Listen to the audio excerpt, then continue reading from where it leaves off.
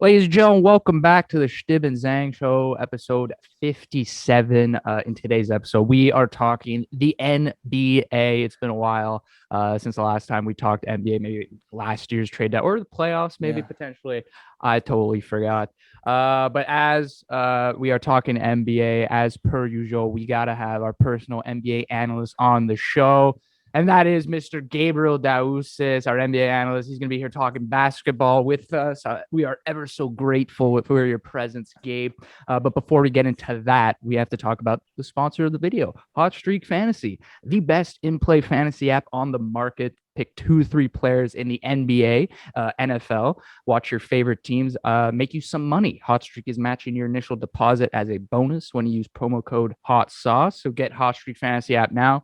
Every week, Eric, every episode, Hot Streak Fantasy, Yep. quick, easy way for gambling on sports, bets every minute. So if you like watching the NBA consistently, NFL Super Bowl's coming up, make sure to download Hot Streak Fantasy and get going on that. But as always, before we jump into the video, roll it.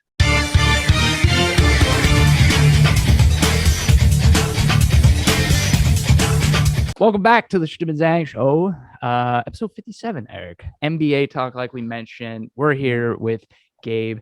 Thanks for joining us, Gabe. And guys, a lot of news circulating in the NBA. You know, trade deadlines coming up, reserves, All-Star game that's coming up soon. But a lot of surprising storylines have developed over this season. The most notable one, obviously, in California, one of the LA teams. Surprisingly, not the Clippers this year. It is the Los Angeles Lakers, the big three: LeBron, Russ, and AD. They have not been able to get it done this season. They have been struggling immensely. They are 24-27, good for ninth in the West, good for play-in tournament. Something fun fact here: if you bet, it was plus 1,100, I believe, for the Lakers to make the play-in tournament at the start of the season. So obviously not expected to be there, but if somehow you hate the Lakers and you did bet on them to make the play-in tournament, things are looking good so far. But will it continue? That is the question. That's why we had Gabe, Eric, to talk NBA. Obviously, I could talk a little, but I'm going to let these guys speak their voice, the experts. So let's start with the Los Angeles Lakers. Let's go with Gabe. Gabe, 24-27. There's been a lot of issues right now for the Lakers. Yes, there has. What are some of the biggest ones that are prohibiting this team from winning like they're supposed to?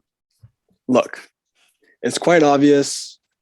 It's their bench depth, and it's also their injuries. Look, Braun has played – he's missed about 10 games around. AD's been injured about for a month. So the chemistry is way off, and they just don't know how to play with each other. Look, they don't run back on defense. They're just a lazy team. They're 24-27, and their play recognizes that, right? Mm-hmm. So there has to be maybe a coaching change, but I think Frank Vogel is doing a great job of what he has. I think it's just more of a chemistry issue, and some players just too big of egos. For example, Westbrook, right? He'll have stints where he does like a 20, 10, and 10. He'll shoot decent from the field, but then you'll have the next 5 games where he gets 12, 15 points on 30% field goals. So if they can find a way to mesh all that together, get some 3-point shooting, rebounding, defense, I still think they'll be a 6-5 seed. They just got to rally up some wins. Yeah, Gabe, you were speaking on the same lines as Anthony Davis. Actually, I have some quotes from him. He was also asked similar questions, obviously, one of the big 3 players there.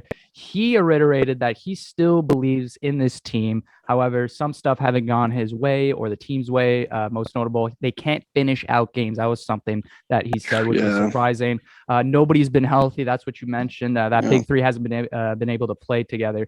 And there's obviously, Eric, a lot of circulation around Russell Westbrook not being able to gel with the team. But for you, what's the problem with the Lakers right now? No, very similar. Very good analysis. Great analysis, right? Great analysis. Appreciate it.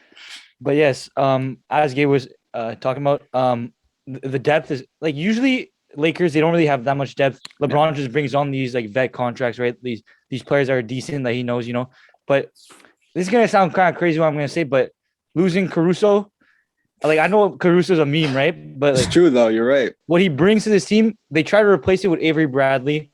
It wasn't like Avery Bradley's still a decent, good 2-way guard, but what Caruso brought, just being able to like defensively, right? And just like the mindset, like they don't have a defensive identity like they used to before. They don't have defensive identity, and as they always say, defense wins championships. So, and then you have Russell Westbrook, who's there. Obviously, Russell Westbrook, he'll get his numbers, right?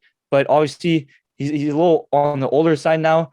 He's not averaging as many points, and his shots that he takes are terrible. He's very ball dominant, but you can't always put the blame on Russell Westbrook, because we've seen Russell Westbrook be able to win on like by being ball dominant. It's just that but just now that he's along the older side, and you have LeBron, who obviously he's ball dominant, like not as ball dominant, but you want LeBron to be the guy bringing up the ball, so it's definitely a different vibe. And usually it's weird because usually people that are ball dominant they usually work with LeBron, because LeBron, like, he passes a lot. He's not like Jordan where he needs the ball every single time. So the fact that they haven't meshed is kind of weird, but it's tough to say because they haven't gone the game. The chemistry, and they haven't played enough together, right? Like LeBron's only played 30 something games. AD's played like 30 games. You got Westbrook that's played like 50 games already. And even with Westbrook playing all these games, and we know how good Westbrook is, but obviously over the time we have realized that you cannot have Russell Westbrook as your best player and be at the top of the Western Conference, especially, right? Proven year after year. Like, he'll put up the numbers, but you need more. Like, and it's also the match. Like, we saw him with Beal. Like, they were decent, but they weren't that good either. So, see, Westbrook can't be a third option on a championship team. It's almost impossible, right? Exactly. Since he became an all-star, really, he's been the one or two guy on a team. Even with Kevin Durant, right? He's played with superstars. He knows how to play with superstars. It's just the fact that I guess, like you said, it was chemistry, maybe bench. He just doesn't seem like he wants to play basketball, or he's just lazy with the basketball. Like, he's not a good. I'll say this, Eric. You guys are giving a lot of hate on Russell Westbrook. He's been playing, obviously, the way he's been playing is well deserved. However, let's remind ourselves that Russell Westbrook, when he was playing with the Wizards, he was playing as poor in the first few months as he is right now. And guess what happened that second half of the season? How many triple doubles did that guy get in the last stretch of the games? 30-something. Carried the Wizards to the playoffs. Now, there's a lot of questions. Russ is being utilized the wrong way. Obviously, you see him taking shots from the 3-point line. He's not the 3-point shooter. And for me, the best way to utilize Russ, when you have LeBron, you have AD, like you said, Gabe, maybe he's not the best player to be the best third player on a championship team. The way Russell Westbrook, for his game to take the next level, which we've seen, is what does he love doing? Rebounding and attacking the rim. That's what he's got to get back to, right? And how do you do that? I don't know. You somehow Frank Vogel's got to come up with a game plan, right? That puts Westbrook in the best situation where he can succeed. So find ways to set him up for mid shots, get him screens, attack that rim. Instead, the biggest problem with Russ is off the ball. How bad he is off the ball, right? And when he doesn't have the ball, where he kind of floats on the court, and then he ends up with the ball. Guess what? He shoots up for a 3 because maybe the clock's coming down. For me right now, Russell has to stick to the mid-range and attack that rim and rebound. That's how the Lakers, for me, can win with Russell Westbrook playing as third with that big three playing together. If you don't mind me adding a little bit more, with every LeBron James team he's had in his career, he's always had 2 to 3 to 4 3-point shooters all around him, right? Because when LeBron drives, the whole defense collapses, right? And it's just an easy kick out. But the thing with the Lakers, they don't have enough shooters. Yes, they have Malik Monk. Yeah. They have Avery Bradley. They got Carmelo. Yeah, they have Austin Reeves. They got 3-point shooters. But at the same time, when you have Westbrook, AD, Braun going to the rim and everyone collapse, you only have 1 to 2 shooters on the court, right? You'll have an open guy. That's going to be Westbrook. And 70%, 60% of the chance he's going to miss that open shot. So maybe the workaround, maybe get an extra shooter, trade for an extra shooter, something like that. So just they can space the floor and let the stars attack the rim. Is there any guy, we're speaking about adding players for them, like you said, shooters. Carmelo is basically their best shooter probably off the bench. He's shooting 39% from 3. Which like is almost a career high for Carmelo Anthony. Malik Monk, he's played well in the time he's been given. Stanley Johnson could push for more minutes. We'll see. But yes, if they add someone Is there anyone you could think of on any other team that would be available for trade deadline, a shooter that can help this? I have one. I can go ahead and say it. I think Eric Gordon from the Rockets could be a good. That's actually a good show. That's a very good show. The guy is shooting 49% from the field, 42.7 right now from the three. He's a good playmaker. He can defend, and he could. That's stuff that Frank Vogel loves in players. Guys who can defend. He could shoot the ball, which is something they need. And yeah, he's a playmaker like Braun, Eric Gordon. I mean, I think that'd be a great player for the Lakers. But anyone else you guys can think of that can help this team out? I just think they need a player, obviously like Eric Gordon, like a good 3-point shooter, but also a good 3-and-D player, right? A player that can play defense as well. Like obviously, I want to say Alex Caruso, but that's impossible. They're never gonna get Alex Caruso back.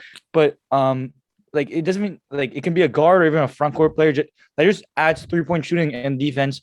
I don't know if PJ Tucker would be available, but like just a player like that where like he can shoot threes and play defense. That's literally all they need. And Braun has a bunch of connections. Like if Braun wants a 3-point shooter, he'll get like trade deadlines where Lakers start doing this. If Braun wants Buddy Hield, he'll go and get Buddy Hield. Yeah, they'll get Buddy Hield. How much are they willing to spend for some of these players? True. You know? And it's gonna be interesting come trade. They'll definitely do it. The only thing with the Lakers is obviously we know they don't have a lot of first round. They've traded. They don't have a lot of picks. They don't really have picks. So all they can do is trade like these vet contracts they have and like try and change things around. But interesting thing what you said about Russell Westbrook is Russell Westbrook can start picking it up. We know he can start picking it up. It's just weird because last year he was like the first. Like, can Russell Westbrook pick it up as a third option? Like, can he actually be a good third option? Can he? Because the thing is, even when he was in OKC, him and KD. Even KD didn't really. Okay, why'd you do it? There we go. I don't know. My go laptop is a little buggy. Yeah, but yeah, KD even he said like one of the reasons he's left because he didn't really like to play with Russell Westbrook, right? And the thing with Russ is the only time he's ever really made it far was with Harden and KD. So it's like a duo. But now there's a trio here. Last time he had a big three, it was Carmelo and Paul George. That didn't go too well. Donovan Mitchell beat them. Ricky Rubio, whatever. But there's a reason why I picked Russell Westbrook up in fantasy. I traded for him. I think he's going to go crazy in the second half of the season.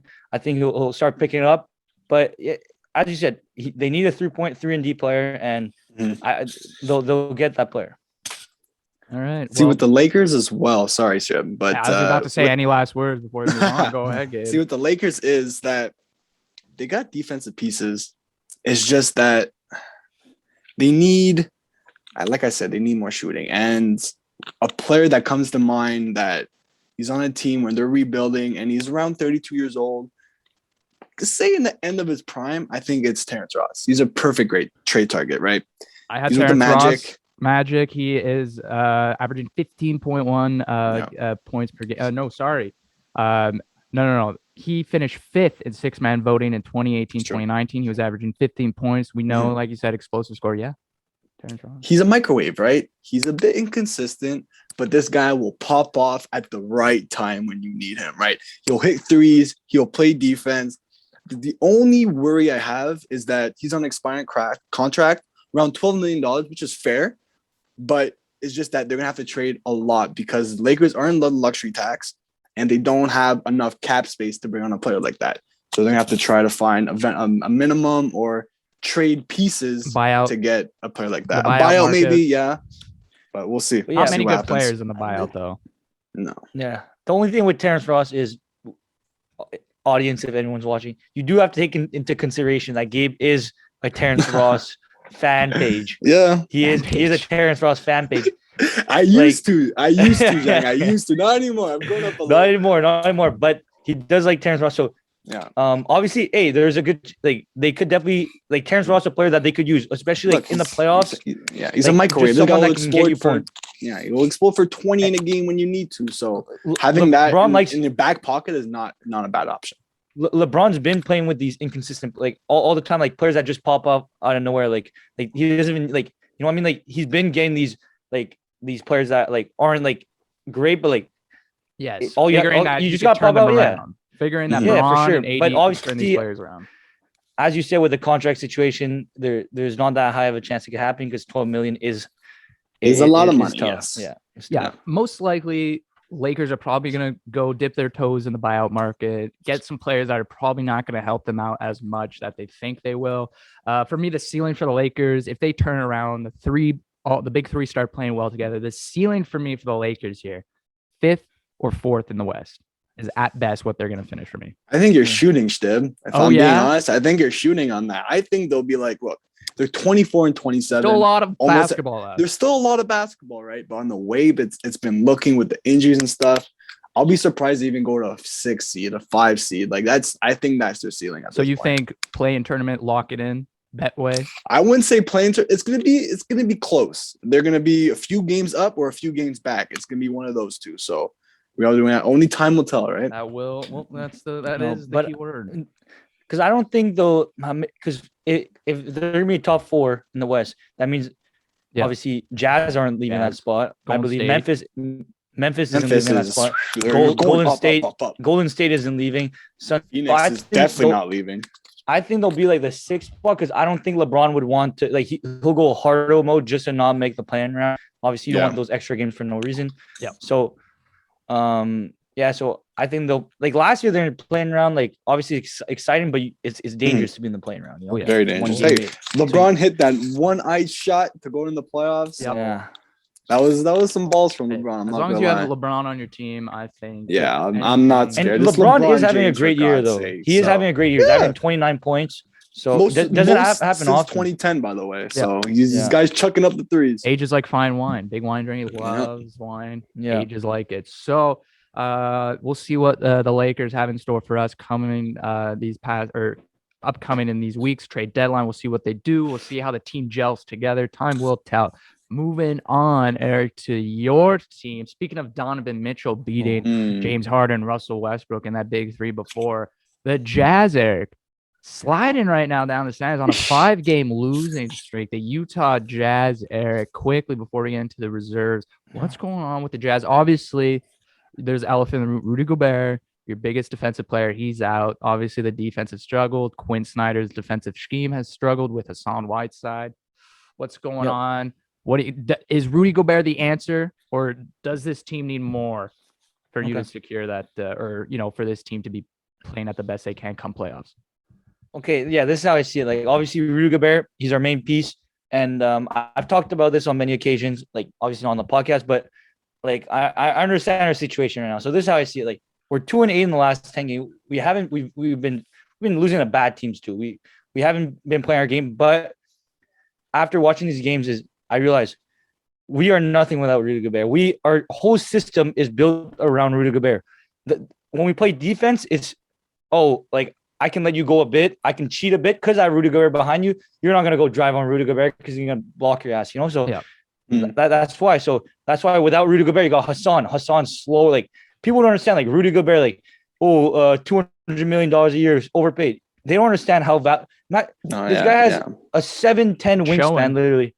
He has a 7'10" wingspan. Like, when he puts his, he's going to block you, unless you're DeMar DeRozan. Yeah. Was it DeMar that dunked on him? Yeah, in 2017, I want to say. No, who dunked on him recently? I forgot. Russell Westbrook dunked on him. Russell Westbrook. But yeah, so the thing with Gobert is he's gonna no one wants to go near the rim because of Rudy Gobert. So it definitely messes up our defense because Hassan's nowhere near Rudy Gobert. And then offensively, most of our plays run through Rudy because the pick and roll is the most OP thing of all time with Rudy Gobert because he either get alley-oop, the screens, the whole system is because we've had Rudy Gobert for the last 7-8 years. Yes. Quinn Snyder's everything he's done has been revolved around Rudy Gobert. And every time we play without Rudy Gobert, our team sucks, even when he's not on the court. So that's what it comes to. I don't think Rudy Gobert is more valuable. I don't think Rudy Gobert is a better player than Don Mitchell, but in our system, he's definitely more valuable. But obviously, that's the main thing. And also, we lost Joe Ingles. That's gonna be huge because he's a huge, just having a guy like Joe Ingles that can shoot threes, play defense, and great personality is gonna be tough, right? Because there's a lot of plays that are made for Joe Ingles as well. Yeah, spot up shooter. Spot up shooter, a lot of things, but. As a whole, our team is good. We have Royce O'Neal, who's a great defender, everything. Bojan Bogdanovic. Our team is good. Jordan Clarkson, once Rudy Gobert comes back healthy, everyone's healthy for playoffs.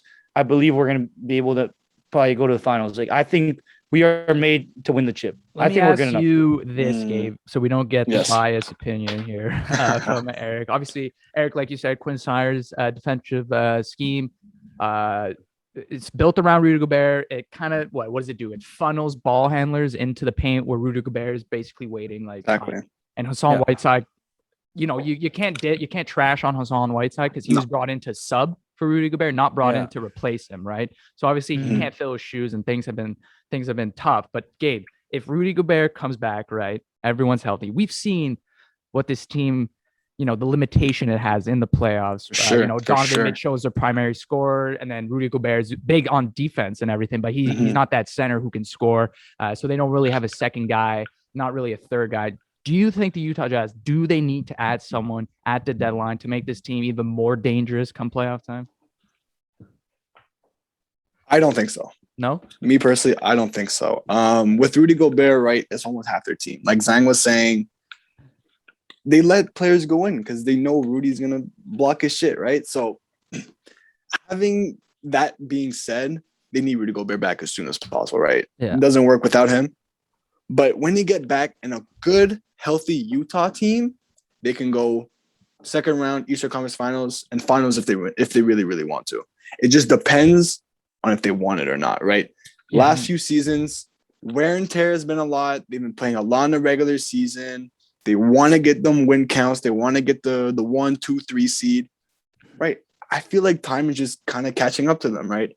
Donovan was injured at the beginning of the season. Rudy's going through it now. Joe Ingles tore his ACL. Season is done, right? But if they can find a way, because look, you still have Jordan Clarkson. You still have a lot of pieces that can get you buckets, right? If you find a way where they can just all mesh together, not saying they weren't, but if they can find a way to retaliate without Joe Ingles, I don't have a problem with Utah not being a third seed and going far in the playoffs. Really. For me, I've seen, watching over recent years, it seems to me like in the playoffs, Donovan Mitchell is asked to do way too much come offensively, right? And that's why they lose some of these series, because they don't have the offensive power to contend with, at the time, the Lakers or the Clippers, say, or something like that. For me, I've said this to Eric when the Utah Jazz, when they got eliminated, I told them they need to find a third guy to complement Donovan Mitchell, and a guy who meshes well with Rudy's defense, and a guy who can succeed under that whole defensive system and still be able to put up points. I believe they need a guy. I think they should trade for a scorer. Maybe Norman Powell can give you some buckets from the Portland option. Honestly. I just think the contract's a little tough on that. I'm not gonna lie. Someone like even Terrence Ross, even I'm looking. Or like a Mike Conley, a guy we already have, So that's how I see it. I was thinking Mike Conley. I'm not crazy at saying this, right? That I feel like the Jazz have been relying way too heavily on Donovan Mitchell come playoff time. I think if they want to compete in this year's play, I know it's a different year, right? Lakers are treading down. There's some teams that are not doing as good as they expect to be, but come playoff time, it could be a different year. I don't know. I do watch the NBA, but I don't know as much as you guys. I don't know. Maybe this team is a different team than last year, but I still think they're going to run into the same problem. Donovan's not going to be as successful as he is in the playoffs. He's going to run into some defensive system that's going to shut him down. Then Rudy Gobert is going to be like, well, I don't put buckets in. I don't put basket in bucket. I play defense. Je joue la défense. Well, first of all, the thing with Don Mitchell is playoff Don Mitchell doesn't miss. Like, this guy doesn't miss. His numbers go.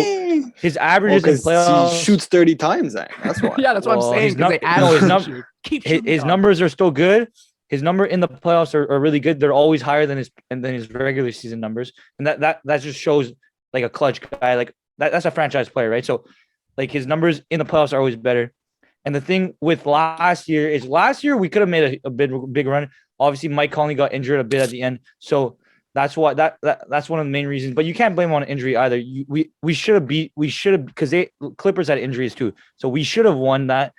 The fact that we didn't, you just gotta come back for next year. Like you know what I mean? Like obviously we can analyze like that playoff series. Like everyone's like, oh, like I'm not gonna pick Utah as a dark horse because every time I do, like no, people who say that, like, every team has let everyone down. Like, if you haven't won the finals, you've let your team down because you never made it to the finals, So Like, I think this year, like, you never know what the playoffs too is. It's like it's one or two buckets difference. Like, it's like it's the games are always close. You play 82 games in a season for it to come down to like literally seconds, right? So True. you never know. It doesn't mean that your team's not good enough. It's just sometimes luck, things happen, right? But I think this year we have the team in place. We have a great system. Obviously, with Ingles now injured, we could definitely add a player, another 3-point shooter. But I don't think we need it that bad. But once Rudy, because our losing streaks have been in coordination with when Rudy's been injured. Yeah. When Rudy was injured, we lost a lot. He came back, we won a couple games. Got injured, we're starting to lose again. So you can definitely see the correlation. So that's how I see it. Once playoffs come, the thing is I like now is last year we were a first seed. There's a lot of pressure being a first seed. Oh, like you're so much pressure.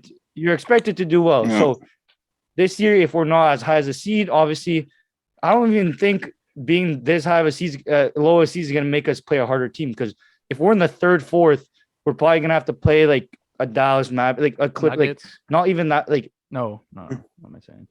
Like you're playing because it's Warriors, like Dallas, Warriors, Phoenix. Yes. Who's the third seed right Eric's now? right. Maybe the Mavs because they're like 6 now. Are the Mavs a third seed right now? Like no.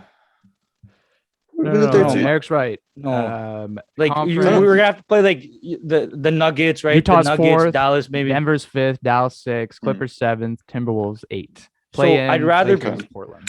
I'd rather play that than I'd rather play them than the Lakers realistically, right? Like obviously having the Lakers as a first round matchup is you don't want that. So that's how I see it. I feel like us being underdogs, I'd rather be an underdog because last year I think there was a bit too much pressure on the Jazz to do really well. So I hope this year as underdogs we'll be able to prove people wrong and do our thing like we haven't been. Eric Gordon on the Utah Jazz looking pretty nice. I'm just saying. I feel like Eric Gordon is getting traded. There's no way the Rockets can't trade this. 100%. There's no way. He doesn't fit in the timeline. Going to be teams calling for this guy. 33 years old, and the second oldest is like 24. Yeah. Right. So like he's far away. He's a good asset though. That's what I'm saying. He's crazy. He's still Eric Gordon, right? This guy can get you. They got to off the ship him bench off. Easy. And one team's gonna land him, and I'm telling you, it's gonna add a whole new dimension to whoever lands Eric Gordon. Come to the Raptors, fuck. We need some shooting. because he's not a one-dimensional player. He does other stuff. He's a playmaker. He can defend and he can shoot the threes. So that's a guy. If anyone needs a versatile 3-dimensional player, Eric Gordon's the guy. But now we got to move on to the All-Star game, NBA All-Star game. I have no clue when the date is. I did not even care to look. Do you guys know when the All-Star game is? February 14th, 2022. Thank you, Gabe. But before that, they got to figure out the complete teams. We know who the starters are from each conference. However, the reserves getting announced Thursday, guys. It's time to put in our predictions. Who we think are going to make the All-Star game reserves this year? Who's going to come in as the wild cards? Who's going to get snubbed? Who maybe you thought should have gone in is probably going to get snubbed, or vice versa. But why don't we start? Who wants to go first? Give us their list, maybe on the East. Let's start in the East. So why don't you hit up, give us some of your Eastern reserves, who you think is going to be able to get in there. So let's just say I did do my list in advance. So yes, and the names are probably going to get repeated. Obviously, some great players are going to be locks for the reserves, so no surprise to anyone. But yes, Eric. But I just want to applaud myself for doing the list. He did his homework. Right? Eric did. He came prepared for the podcast. That's always good. Gold star. Great analysis. Great stuff. So for me, just to start off, the guards. I think Levine's a guaranteed. There's no question he's going to be one of the guards. Lock it in, coach. But the other reserve guard is either going to be Van Vliet or Garland. Either one should make the All-Star game, but I'm just saying for this reserve spot, it should be Garland or Van Vliet. And then for my 3 front court players, I have For my 3 front court players, I have Tatum guaranteed. I think Butler's basically a guarantee. I think Jared Allen might be able to squeeze it in. I think he'll be the third. And then for the wild card spots, I have Harden and Van Vliet, or Harden and Garland. And I think because of Kevin Durant is injured. They're gonna need an extra spot for that. I believe, I'm not sure how it works if they need a front court player, but if there is a player that should be able to make it, is I think it's LaMelo Ball. I think he should be next up in line. Maybe he might not make the 7-player list, but he's definitely that 8th player, I believe, because he's shown a lot. LaMelo Ball, like obviously, I am a LaMelo Ball guy. You know, that's my brother Ball in from the another family. mother. Keeping Ball in the up with the family. Kardashians, Ball in the family, come Eric on. Vlogs, those type of shows. So Big reality TV guy. Big reality. Oh yeah, TV. we've been through this. Kimmy K and all those Kardashians. Let me say. Eric says he doesn't Well, I watch it. haven't heard I'm that. telling you, man, this guy watches Keeping Up with the Kardashians.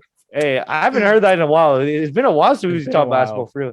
But yeah, so I think LaMelo Ball should squeeze in last spot. But there are some players that are pretty close to making it. Like people were even saying Miles Bridges. I'm not sure about Miles Bridges, but I think that list is pretty much most of them should be in, especially the Van Vliet. I really hope this is Van Vliet's year because he deserves it. And he's like, without him, this team's nothing, you know.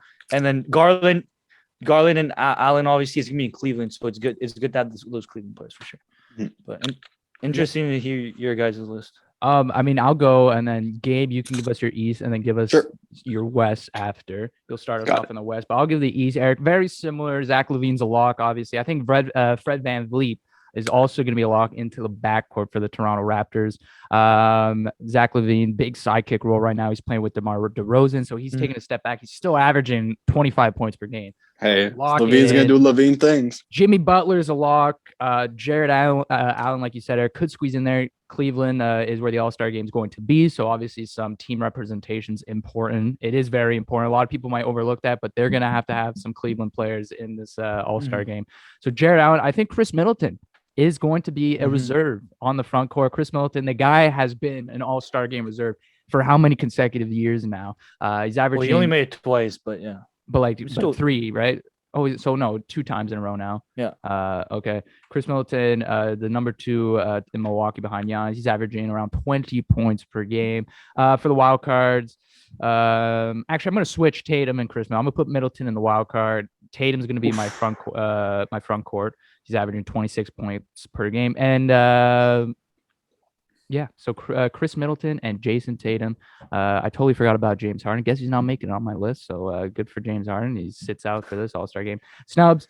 LaMelo, I think, is getting snubbed. Pascal Siakam's going to get snubbed. And Hey, the one thing about Pascal, recently been playing on All-Star. Beginning of the season, barely a role player. So he switched up recently, but it's too late, man. Too late. These guys have been consistent from the start of the season, and they've earned this spot. But yeah, Siakam. Also, Sabonis might also maybe be a Sabonis, and I don't even have Darius Garland. Are down bad, so he's not making it. Exactly, Darius Garland. No, he's having a career year right now. Obviously, 5th overall pick in 2019. I don't have him in my. I have Jared Allen there to represent Cleveland, but yeah. That's my snub. So give us your East reserves. Obviously, we're going to overhear some players, but then give us your West. You're going to start us off in the West. Got you. So East is pretty simple. LaVine, Tatum. I think Van Fleet should be a lock as well. Garland as well. I think the Cavs are going to get 2 All-Stars, so I'm going to put Jared Allen there as well. But like I said, LaMelo, maybe not, depending on how the media and the coaches vote it. But yeah, I think the East is, I wouldn't say wide open, but there's a lot of opportunities for guys to make the team. So yeah, you think Butler's a lock too? Oh, Butler's a lock. Yeah, well, I have him starting for Kevin Durant, so I didn't really you know what I mean? But he will be at the so yeah. So why don't you start unless he's injured right now, so we don't know. Yeah, that's also true. But why don't you give us your Western reserves? Sure. So Booker, lock. Chris Paul, lock. Donovan Mitchell, lock. See, now this is where it gets iffy. Hold on, let me just pull out my list really quickly. Right? So you have DeJounte playing insane. Anthony Edwards should get some recognition as well. Both Timberwolves players should get some recognition as well. Edwards and Towns. But if I had to pick one of those, I'm going with Karl Anthony Towns. Still averaging 24 and 10, putting up cat numbers. So yeah, so I'm going to have Booker, Chris Paul, Booker, Donovan, Cat, and then we need one more front court, right? I think you're missing. Oh no, I think you're Green. Oh my God, Draymond. Okay. I don't know if I want to put Draymond in there. I think. How do you not mention this guy? This one guy I'm looking at, the one guy I have it. How's he not? Man, I thought he was a lock. I- Not I Draymond. don't I'm not know. talking about Draymond. I'm talking about a guy Who am you I haven't forgetting right mentioned. now? Come Oh, on, Luka Back court or Doncic. front court? Luka Doncic. He's got to be that. Oh, Yeah, no, he's a I lock, forgot he yeah. wasn't starting. That's why I forgot he Yeah. wasn't starting. But yeah, Luka's a lot. We already know Yeah. that. Yeah. But yeah, but I think the West is a lot easier when it comes to picks than the East because the East just have a bunch of players that could make the All-Star team. So Draymond Green for you is in your reserves. He's not even in your wild card, so he's a lock for you. So he's in your reserve? He's not in making there. the All-Star game Okay, at yeah, all. yeah, No. that's what I think too. Like I mean, we'll go to Eric next unless he has Draymond. I don't have Draymond on mine, but Draymond, great, smart, basketball IQ off the roof, man. I don't know, it's different. Obviously you guys mentioned his impact on the court is different, but then I'm looking at his stats. He's averaging 7 across the board. And I'm trying to compare it to hockey. I'm like, yeah, impactful players, but like different sports. Like, so maybe Draymond makes it, but I don't know. A lot of guys, man, putting up some crazy numbers this year. Yeah. In my heart, Draymond's an all-star every single year. Yeah. But stats-wise, Exactly. and NBA's love their stats. Yeah. So I don't think he's making an all-star this year. Maybe next year. We'll see what happens. Maybe next year. But how are we building this? This is not our. This is what we think. Yeah, the exactly. This is All-Star what we team's think. gonna This is not what's Yes. going to happen. Oh, No, we're Okay. This is what we think's gonna. Yeah, it's a the prediction, All-Stars. Eric. Eric, they haven't Okay, announced it. this So is- what are we going on? no, but I'm saying if I, like, let's say like if I had to choose my All Stars for like I would have chosen LaMelo, like, you know what I mean, like this is what I think is going to be an No, All-Star go with this the year. NBA. Go with the NBA. Who do you Yeah, think that's what I'm is saying. gonna Okay, get it? no, yeah. okay, perfect. Okay, is it my turn or is it Yeah, no, it's your turn. my Wes. turn? All right, thanks. I'll use it. And go ahead. Okay, so I'm not gonna lie. I think there's not too much debate for the West. I think there's only one spot that's a debate. Like most of these players, I believe, are locks, and like I have done my like not my research, like watching YouTube videos for fun. It's not research, it's just me goofing around, So, for the backcourt reserves, I have Paul and Doncic. I think they'll be the reserves. Obviously, Booker. I gotta mention Booker. I think he's gonna be one of the wild card spots. I think Donovan's gonna get that other wild card spot. And then for the front court players, the thing in the West is the front court isn't that strong. I'll be honest, it's not that strong. The backcourt's always been really strong. The fact that like Chris Paul, no Suns players are in the starting lineup. It's kind of crazy. So And they're 40 I and have 9. 40 and 9. Yeah.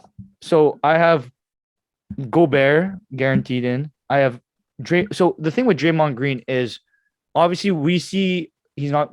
This guy is making the All. Most people had him even making it in the starter, but in terms of the NBA, the way like teams value him, they like teams always value Like teams know when you play, they know how valuable Draymond is. Obviously, we don't really know because we don't play. Like when the players and the coaches and like No, yeah, but And the media- as fans, they- we they- can understand. Like, I know how impactful Yeah. Draymond Green is, right? I just don't For know how sure, it goes for the NBA selection, how that works, how they look at it. no, but the NBA selection, Draymond usually gets voted, especially with Golden State being that high of a seed right now, and them being like the fact that Andrew Wiggins made it is kind of crazy. You know, Yeah, and That's the if crazy Andrew- thing about it, though. Since I feel like Wiggins is a starter, you're not gonna put Draymond in the third, right? it's hard to I have feel three like players three from the Golden same It's State team. players? really hard. You got to be a number 1 seed, and you got to be like killing every team. So Yeah. it's gonna be tough. It's gonna be tough for the coaches. But yeah, I think Green's gonna make it because I don't think it's that close. Because okay, so you have Gobert, Green. Obviously, I don't think DeJounte Murray's gonna make it. But if there was like 2 injury spots, maybe because he's been really good this year. And obviously, you said Anthony Edwards. But in terms of because the wild card spot is literally guaranteed to be Donovan and Booker, like and Doncic, like there's no spots left. So in terms of front court, the last spot for me. We haven't mentioned his name yet. I think Jaren Jackson could be in the voting too. Jaren Jackson or Cat. Obviously, on one side you have Cat, ace seed. They've been pretty good. Obviously, Cat's a really important player. Always a bit injured, but he's been really good. Numbers are crazy, right? We know how good Cat is. Always. But Jaren Jackson Jr. he comes, especially in All Stars. Sometimes this is a good conversation. It's like his defense, what he brings defensively, and how good this team's been. They wouldn't be anything as close without Jaren Jackson. Jaren Jackson's like that really good defensive player, and he's definitely been really good and a crucial part of this team. And Memphis has been on a roll too, so that's why I'd probably put Jaren Jackson in. But I do believe that actually I think the media would vote Jaren Jackson, yeah, because he's never made the All-Star game. Cat's made the All-Star game before. So. Also, Memphis is a 3 seed, right? So might as well Yeah. get 2 All-Stars in there. Exactly. Yeah. Not that anyone cares, but I will say Wait, my is list. Josh starting? He is, right? Yeah, John yeah, Morant, he yeah. is. Okay, He has yeah. to. Of course. He has to. Yeah. Okay. For me, very similar to you guys. Backcourt, Chris Paul, lock. Luka Doncic, lock. Front court, Cat. I got in Anthony Davis. I think 23 points per game. The brow. He's gonna get in. Devin Booker, and then wild cards. I'm gonna go Donovan Mitchell, and I put Draymond Green as a wild card. But like you said, Gabe, it will be interesting to see come the selection if 3 Golden State players get in. Obviously, Wiggins, we know the fans there gave him. Helped them get into the All-Star game with the fan vote. He's averaging what 15, 14 points, 18 a game, yeah. 18 a game. Very good defensive game. Very good, but not worthy of starter. But the fan voting system begs to differ. But yeah, for me, that would be my list. I don't know who would get. Oh, Paul George gets snubbed, I guess, and other notable names. But that would be my reserves for the West. And yeah, that's about it for the NBA. Unless anyone wants to say anything else here in the NBA, if you have something to say about anything at all, the floor is yours. But There's we could talk about, right? But the thing is, Yeah. like me and Gabe talk about basketball. Like, yeah, it's crazy now that we're on a podcast. Now we gotta talk about this stuff. It's like, it's like, but we will. It's hard to be like talk about Yes. basketball. Yes. We will have probably videos. I don't know when, but there will be a video of you and Gabe going head to head, trying to figure out. I'm excited for that. I'm gonna be the host. I'm gonna have there's gonna be a Okay. player, and either we're gonna do the 2000 era, the 2010 era. Okay. And you guys are gonna try and guess that play. I'm gonna give you guys hints, and you guys do this all the time. And I help you. I'm usually the moderator when you guys do this. So this is fun. It is fun to watch. It's you guys will compete head to head, and that will be a video sometime down the line. But as always, next week, we know I didn't forget anything. This video wasn't recorded before Sunday. The Bengals are in the Super Bowl. I did not forget the Bengals. They defy all odds. They beat Patty Mahomes All odds. Stadium. All odds. Josh Allen couldn't do it. Nobody could do it but Joe Burrow and that Bengals team, man, and the Rams. So Bengals Rams February 14th. That Super Bowl video will be next week, where we will be discussing what, Eric? February so 13th, I concerned. think. Whatever, when the Super Bowl, February 13th. Okay, well, I don't. Okay, we don't want to give wrong facts to our fans here. Come on. So You know you don't want to do that. Next week will be that Super Bowl video. I did not forget. That is where I will, vent off about what I thought about the game. I'll be so excited. But today was the NBA, as a lot of stuff circulating in the news, a lot of interesting storylines, and we had to. We felt like getting Gabe back onto the show, obviously, and give him a chance to talk to you guys. So. Yeah, that's going to be it for this week's episode of the Chtib Zhang Show. Talking NBA next week, Super Bowl episode. So make sure to stay tuned for that. We want to thank Gabe Daoussis for joining us, our NBA analyst. Appreciate you guys. Thank you for the invite. Always on the video Anytime. talking NBA. We got to get you on. But yeah.